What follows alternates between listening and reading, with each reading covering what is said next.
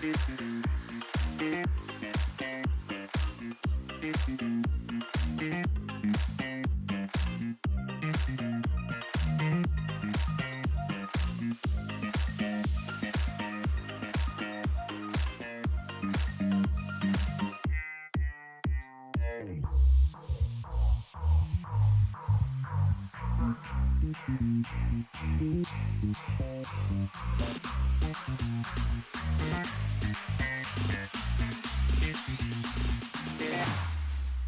we go now.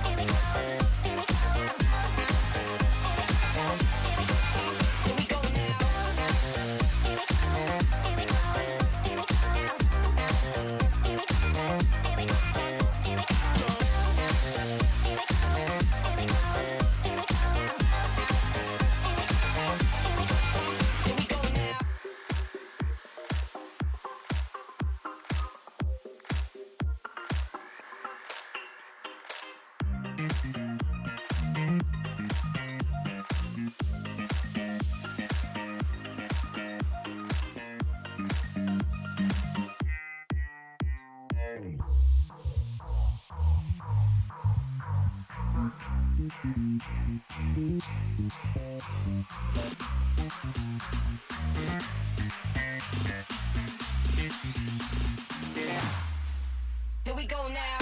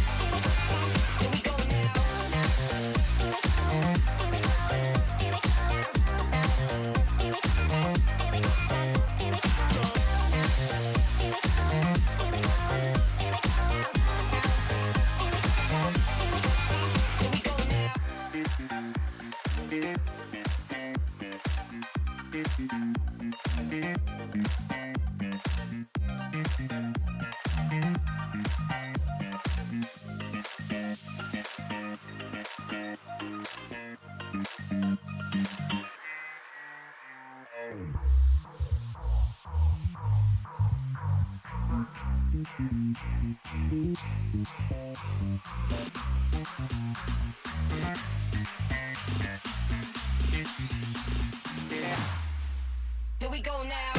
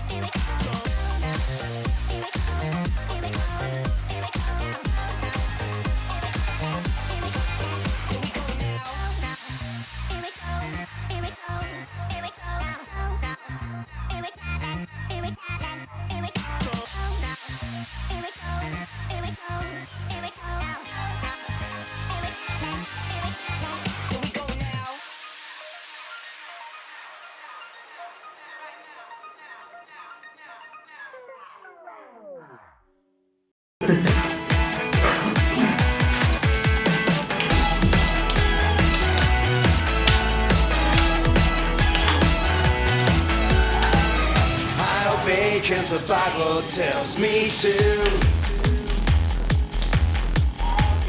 I obey because I love God.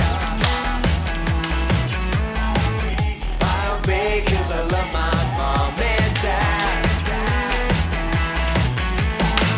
I read my Bible, it helps me sing.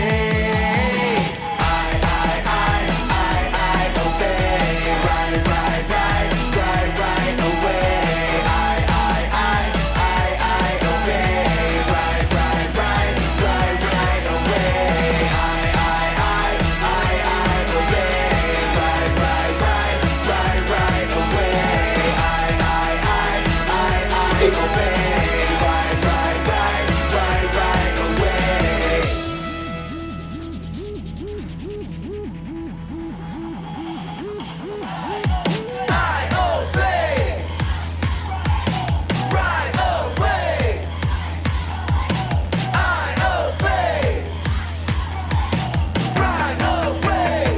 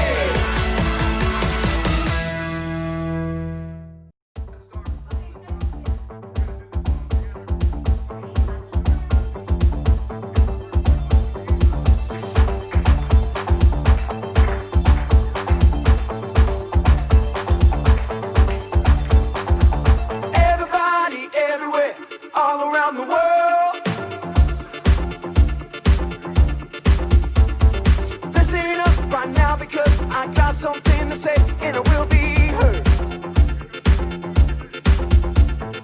I made up my mind, not afraid to show. That's right, gonna leave the past behind. Gonna let the whole world know I am who God says I am. Let me tell you now. I am who God says I am. I am forgiven, I am a winner, I have been chosen. Jesus, I am yours. Jesus, I am yours. Forever. Jesus, I am yours. Forever. I am. Jesus, I am yours.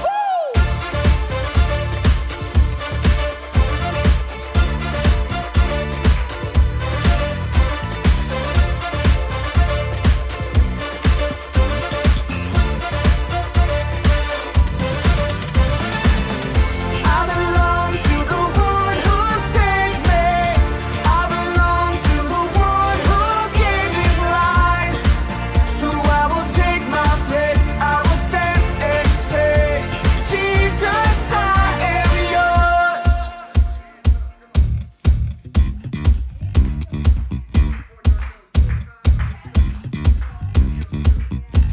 I am who God says I am. I am who God says I am. Let's go. I am who God says I am. I am who God says I am. I am who God says I am. I am who God says I am. I am forgiven. I am a winner. I have been chosen. Jesus, I am yours.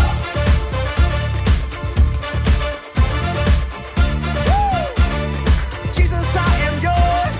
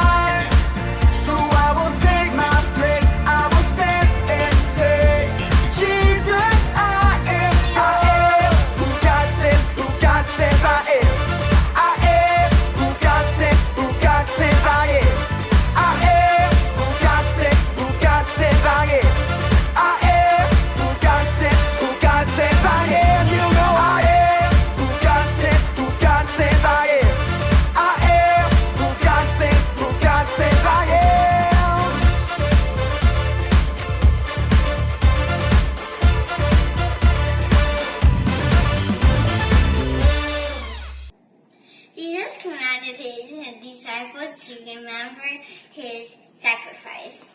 He humbled himself by becoming obedient to the point of death, even death on the cross. Philippians 2:8. Hi friends, Megan here, and I'm Jessie. Megan, I went to big church with my mom and dad this morning, and you will not believe what happened. What happened, Jessie?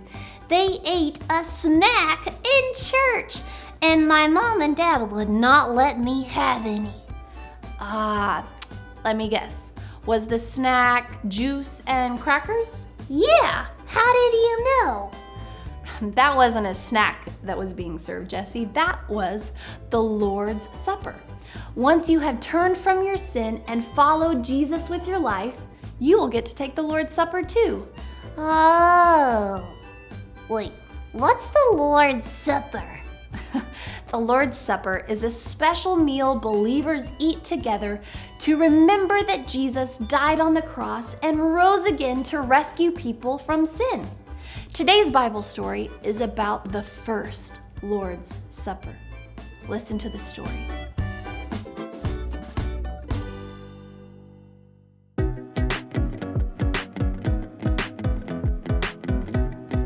Jesus and his disciples were in Jerusalem for a very special time, the Passover celebration. Long ago, God's people were servants in the land of Egypt. They cried out to God to rescue them, and he rescued them in a mighty way.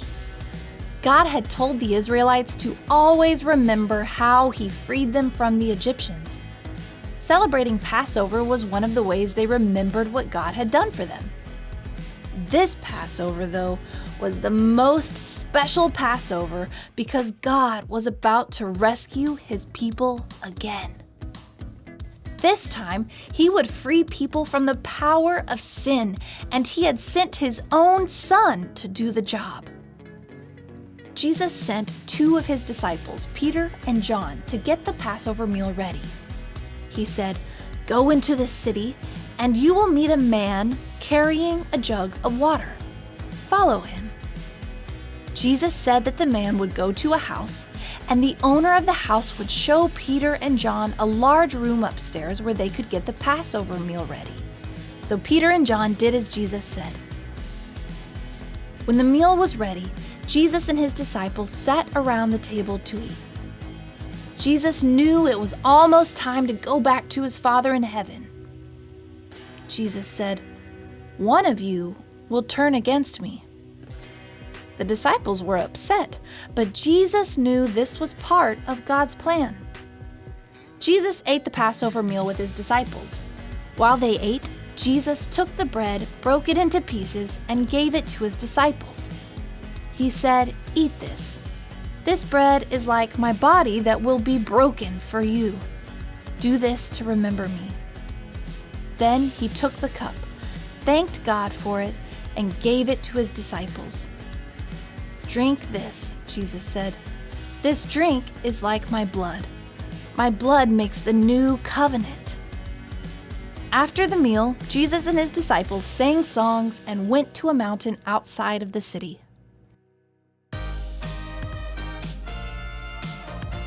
God made a covenant or agreement with his people long ago. The people promised to love and obey God, and he promised to be their God. Sadly, God's people did not love and obey him. They broke the covenant. God sent Jesus to make a new, even better covenant. God would forgive people for their sins, and God would help them obey him. Hello, everyone. Welcome to Pre-K with Miss Luann. I'm so glad that you're here. Did you notice something unusual on my table today? I've got this right here. It's a timer. We're talking about time today. Jesus is going to tell his disciples it's almost time for him to go back to his Father in heaven. This measures time. There's sand inside. When we turn it upside down, the sand goes through, and then when it finishes all the way through, an hour has passed. It's a sand timer. Just like we're talking about time today, how Jesus, it's almost time for him to go back to heaven. Well, during this time, it was time for them to celebrate the Passover. It was a special meal that they celebrated. And Jesus told his disciples, Peter and John, to go to an upper room and there prepare the table for them, for all of them to come and celebrate the Passover together. So we're going to do the same thing here. We're going to just prepare our table just to make it look beautiful. It may not have been the same way that they did it, but this is how we are going to prepare our table. Starting with the tablecloth, some candles. We can just go ahead and light them, but remember, never play with fire. It really does hurt when you get burned. Let's see if our fire's going to light. Well, we may have used up all of our flames today. We're just going to have to pretend like our candles are lit because they're not working. But we have our bread. That's going to go in the middle. Put some salt and pepper on the sides. We're going to need some plates. You can make a beautiful table at your house too, with all your beautiful plates and cups and dishes. Here's some plates. We're going to sit down. We have some cups for the juice, some goblets. We're going to pour the juice. This reminds me of when we celebrate the Lord's Supper in church. We remember that Jesus celebrated this meal with his disciples. Now, when they had all come and sat down, Jesus picked up the bread and he broke it and gave it to them. And he said, this bread is like my body that's going to be broken for you. When you do this, remember me. Then he took the juice and he thanked his Father. And then he told them, and this blood, this juice is like the blood. It was of the new covenant. And when you drink this, remember me. So that's what we do when we do the Lord's Supper. So the disciples were sitting around the table with Jesus, celebrating the last Passover with him. After they finished eating, they sang songs, and then they went off out of the city into the mountains. We're going to do something kind of fun. Let me clear this away. We are going to try and make our own grape juice. What do you think? Now, our grape juice will not look as dark as that because I could not find very dark grapes. But I did find some grapes. You'll just need a couple of things. Grapes, if you have grapes at your house, we need grapes. We need something to pour the juice into after we make it. We're going to need one plastic bag, some tape, and some scissors. Okay? First thing we do is get our bag and put grapes in it. Now that's not going to be too hard. I already washed these grapes. They're fresh and clean, ready to go. They're very big grapes too. We're going to have to take them off the stems here. Okay, we'll save some of these to eat later. Now when we get our bag, we need to push all the air out of it and seal it up. But just in case that's not a good enough seal, we don't want to make a mess of everything. We're going to get some tape and we're going to tape up the bag just to be sure. This is where we need our scissors. This duct tape is pretty tough stuff. Okay, now we're going to seal the bag. I hope I did it well. And then we're going to just crush up the grapes.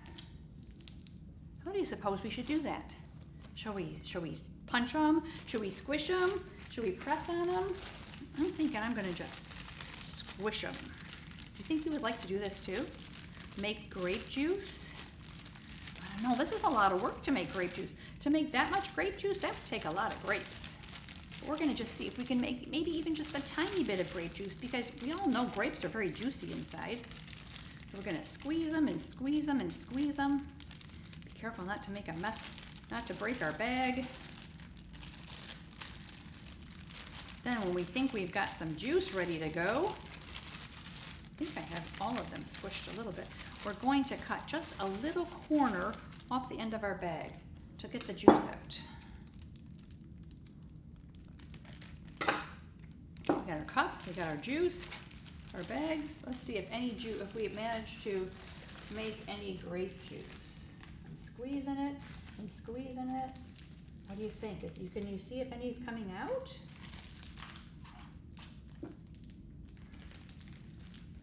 Squeeze it some more. Let me put it to the side. Can you see it? There's our grape juice. Let me taste it. It's delicious. Why don't you try this at home? Try making your own grape juice. You may need your mom to help you a little bit. Also, we have one more activity to do. And everybody in the family can do it. It's not hard. We'll need paper plates, some markers, or paint or crayons, whatever you want to use. Now everybody is going to take one plate and they're going to draw their favorite meal on the plate. And then we can look and see what everybody's favorite meal is. Let me see. This may not be my favorite meal, but I think I can draw it. I'm not too good at drawing. You're probably better at drawing than I am. But let's see if I can do it. I have to add some more things on here. And you see, maybe you could tell what this is.